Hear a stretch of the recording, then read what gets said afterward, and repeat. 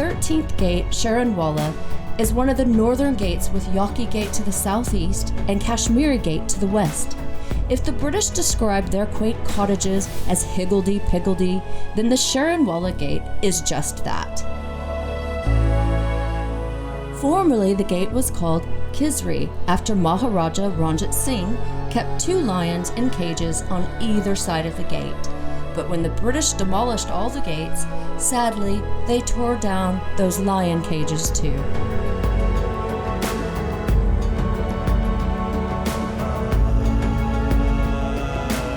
And if this gate looks familiar, it's because we've already been here. This is the Kashmiri Gate, and I want to take you to the Sharonwala Gate, but the only way to get to the Sharonwala Gate is to go through the Kashmiri Gate.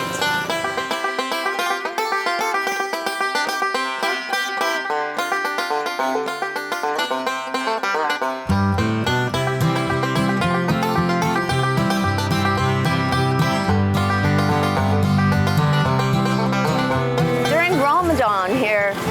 It's been such a unique experience to come through the walled city during Ramadan, because around sundown, just before sundown, everyone's very irritable. But then when the sun really drops behind the clouds and it cools down and everyone knows they're about to break fast with iftar, and people are starting to get quite excited. You can see that and you can feel that. It's long days. These are some of the longest Ramadan days in a long time, and the fasting, and I've been fasting myself, fasting with my Muslim brothers, just because I wanted to see what this experience is like.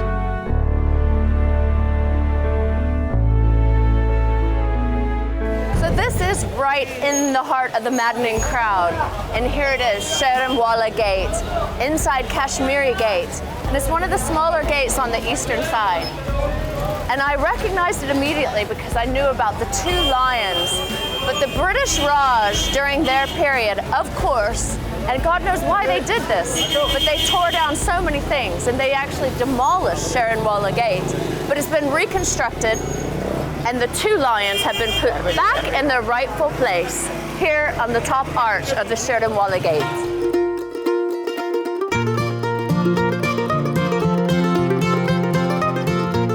Connecting from the Delhi Gate, the Azam Cloth Market is one of the largest cloth wholesale markets in all of Asia. In recent decades, many foreign investors have flooded into Pakistan for denim and other clothing outfitters buying up from the prospering cotton industry. Azam Cloth Market was established in the 50s, and its token of peaceful trade, supplying to Afghanistan, Iran, India, and China.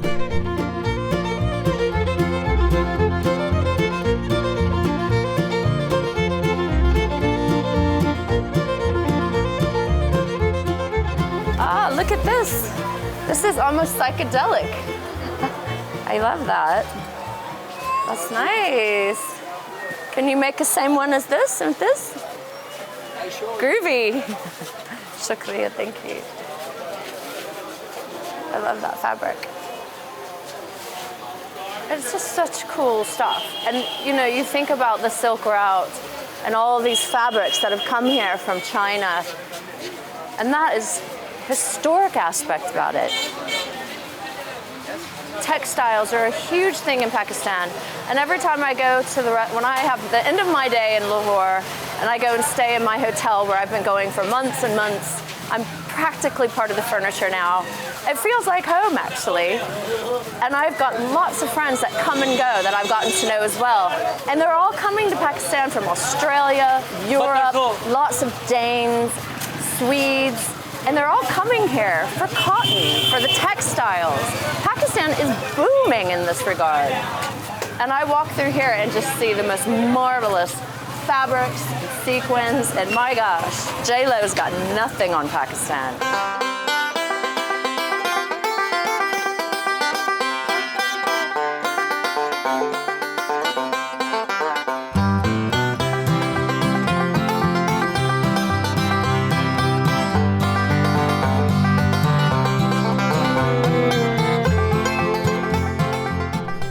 Chowk Kapwali is near the Wazir Khan Mosque, and it was a 2-story building serving as the office of the Kotwal during the Mughal period. The Kotwal's duty was to execute the orders of the Qazi.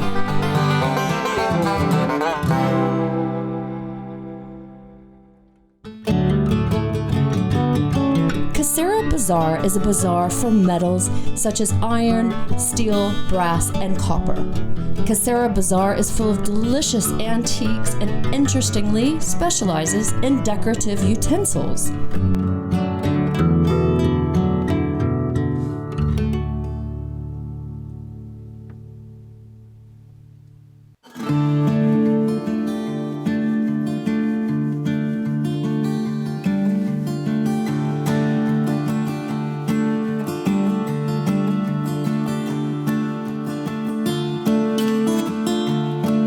Where are you from? Live in the walled city?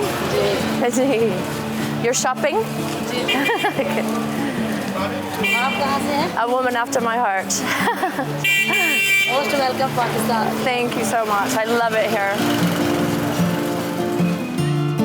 She's just welcomed me to Pakistan, like everyone does. Wearing coats and layers. It was so cold. And now it's definitely warmer. I'm only wearing this jacket because I need to cover my shoulders. But it's hot.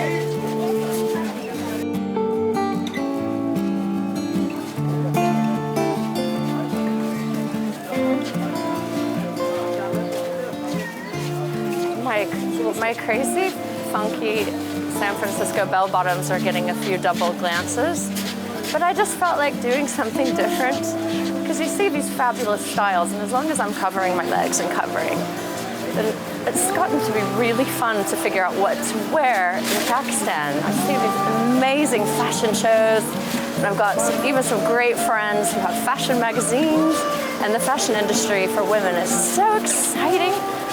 And I love seeing what women in this country do to sort of celebrate themselves. Gorgeous women, Pakistani women.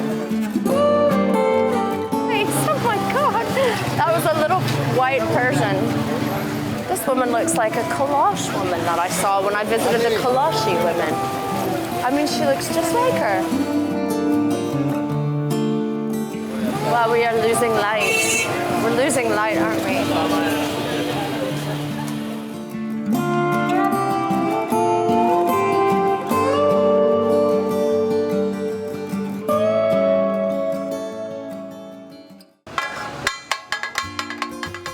Pakistanis love to entertain and serve elaborate meals of curries and barbecued meats and various fruits and vegetables.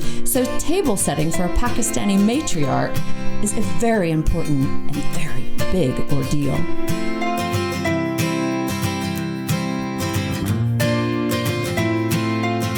Not far from Kasera Bazaar is the Wan Market, which has been around for 100 years. Before partition, it was called Wan Watan. This market uniquely has all of the materials needed for bed making. Things I've never heard of, like ban and siba.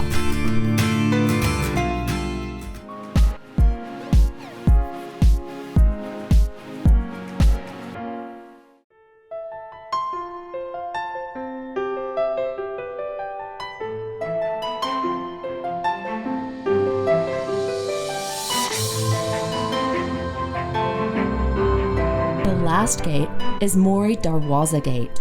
It is also the smallest gate, but it is in a prime spot in the walled city, located between Lahore and Bati Gate. Like many of the gates, it was constructed by the Mughals, but rather than being a gate like others, Mori Gate was used as a gateway for more discreet entry. In fact, the word Mori means small hole. When the 12 gates closed in the evenings for security purposes, this gateway gave access to the walled city.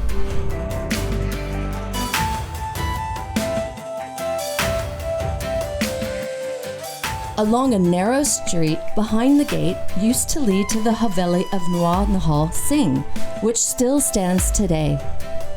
Across the street is the Urdu Bazaar, famous for its paper, books, and stationery.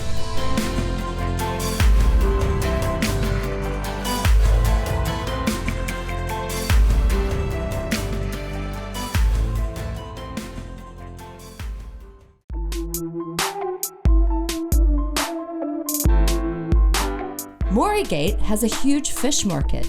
Established over 50 years ago, there are some 30-odd shops and carts selling various types of fish. Ocean fish from the Arabian Sea in Karachi, and fresh fish.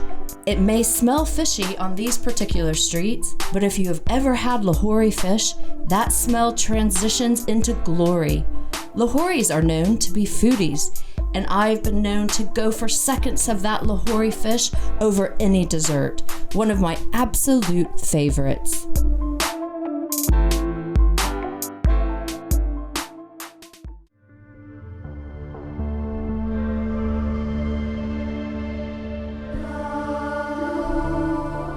The Haveli of New Nahal Singh is revered as one of the most magnificent buildings in all of Lahore. And interestingly, the fourth story is called Shish Mahal. This was now Nahal Singh's private residence, but today it is the Victoria's Girls' School.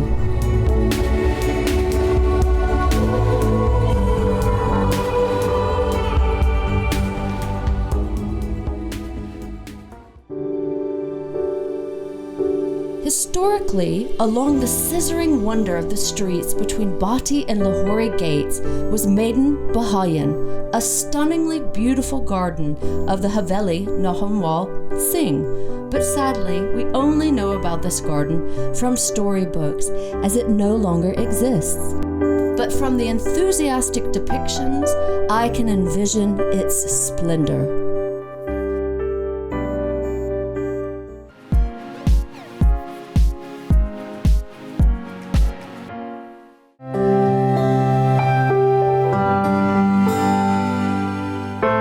Welcome, or I should say thank you for having me in your house, Cameron. It's so nice to see you. Pleasure is all mine. Thank you. So we've made it through the 13 gates, and tonight we're going to do an interesting segment with Cameron. We've gone on this long journey together in the walled city, and we're going to reverse the roles, where I've been interviewing him exhaustively, I would say, for the last many months.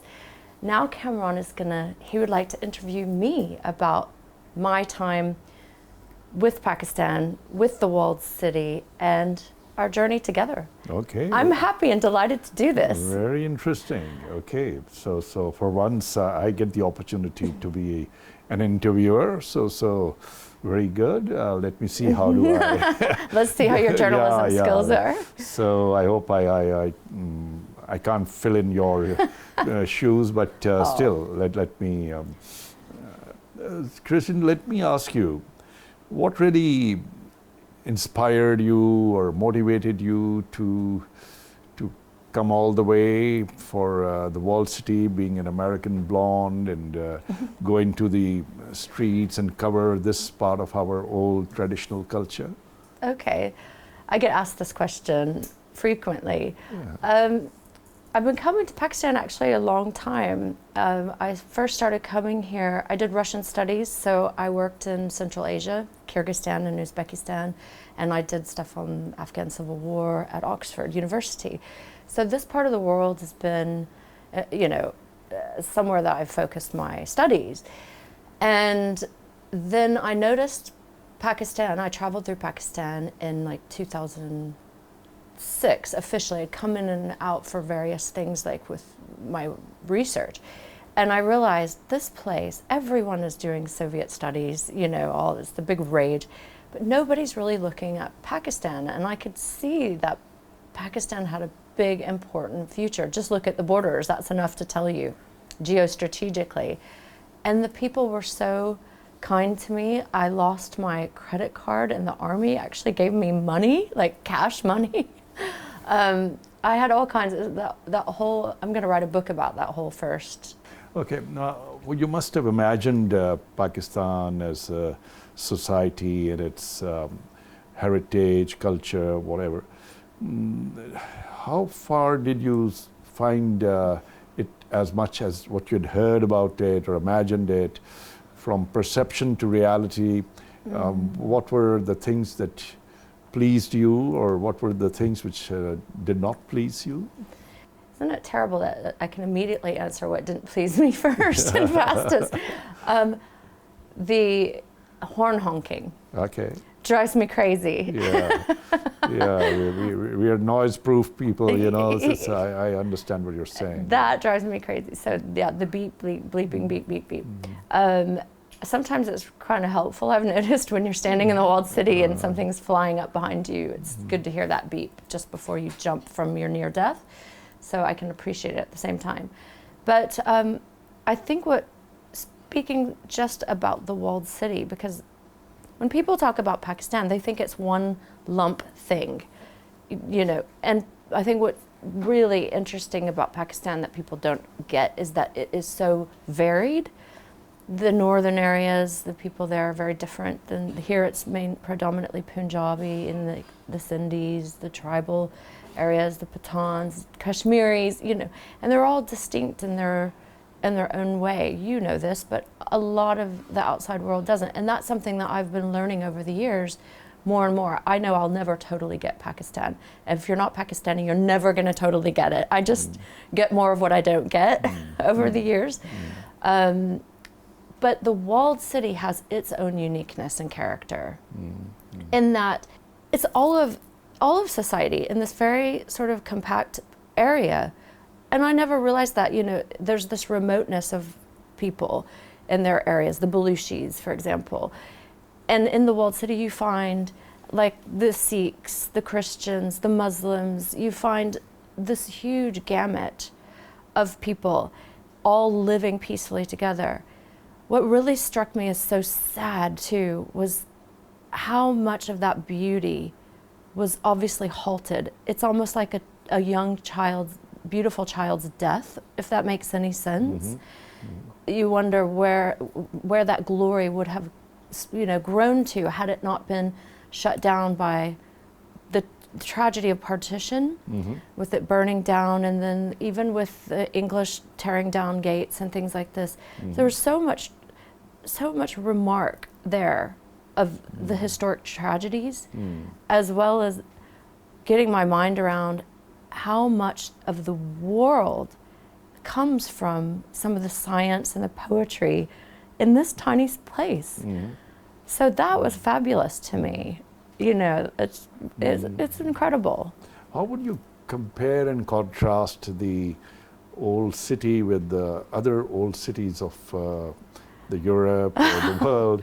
Because in many ways there are some, you know, similarities. The strange narrow streets with some similar designs of balconies and. No, it's really funny because in Moorish Spain, you know, southern Spain, the Alhambra, you know, that's very broad, and it really, you can see a connection with Shalimar Gardens. That's right. To Alhambra, you know, you can I can see that. And then again in Spain, like Toledo.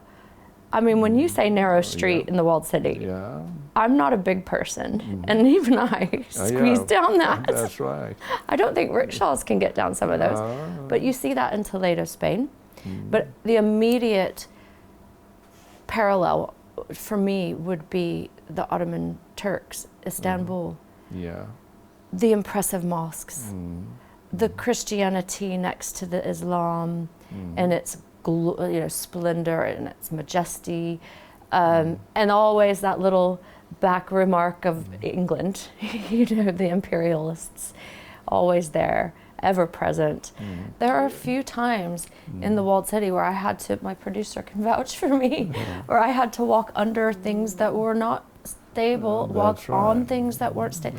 When I did the pigeon thing, I got all the way to the top. We took all these little teeny stairs with like this hilariously low balustrade. And I get to the top and the man says that this might not hold us. Is that right? Yeah. People say to me all the time, why Pakistan? Aren't you scared? I do get asked these questions quite a lot, and I've gotten to the point where I say I look forward to going to Pakistan where it's peaceful, because it's so stressful in England, and I'm not even kidding you. I'm not kidding. Life is harder there. There's a lot more strain. It's financially harder there. You don't have the same community support. I've got loads of friends, but everyone's under the same strain. Brexit has left us all in complete state of uncertainty. Absolutely. So every society, every country has its issues and problems. So does Pakistan.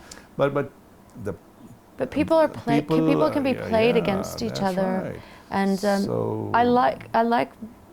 You know, I also feel that Pakistanis have been some of the sweetest people I've met. I'm sure they and are. and it surprises my friends back home when I say that. That's right. You know. But Next, I'm going to start doing comedies. I made a fool of myself so many times in the walled city as well. A lot of mistakes. I'd been coming to Pakistan so many years, and you think you know kind of a lot, and then you find out, oh my gosh, I learned so many things that you don't do by mistake, like walking onto the wrestler's pit in my shoes, the sacred pit, with my boots on. Even when I apologized, he still looked a little bit like he was recovering from that. I felt awful.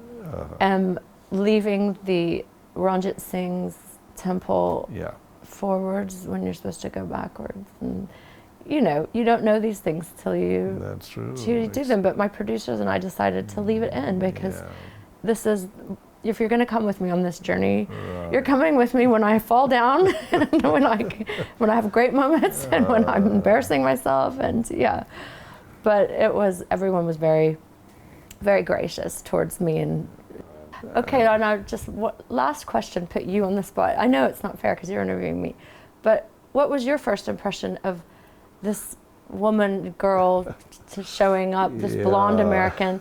What was your first impression?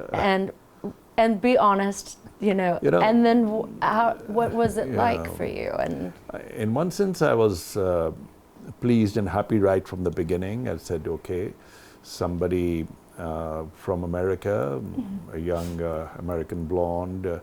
When she'll present our program and visit around, it will, of course, gain attention, and it will be good. But I thought maybe it was just one of your tasks, and you were there because you were made to be there, and it was sort of assigned to you or thrust upon you. But with time, my impressions got changed. We're having fun, but it is a very serious endeavor.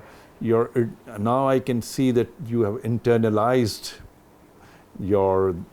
this trip or journey to the walled city in particular, and to Pakistan in general, so much, and you're genuinely and emotionally got into its people and its environments. So you actually touched the hearts of the people, and they have touched yours. Oh. Any more questions for me? Thank you. I think. Well, Cameron, I can't close the book because it's just too hard for me. So we're going to have volumes. So now we're going to have our next book. Absolutely, we'll Kite Flyers. Okay, sure. Kite flying, and eventually I'm going to figure out a way to do a reenactment of that Shalimar Gardens. Okay. That is a huge goal. Yeah. Someday, dream. surely, I'll be maybe for a movie set. too happy or to do something. that. Yes. Wonderful. Thank you. So thanks to you. All thanks. Thank you to you, Cameron. Goodbye. Thank you.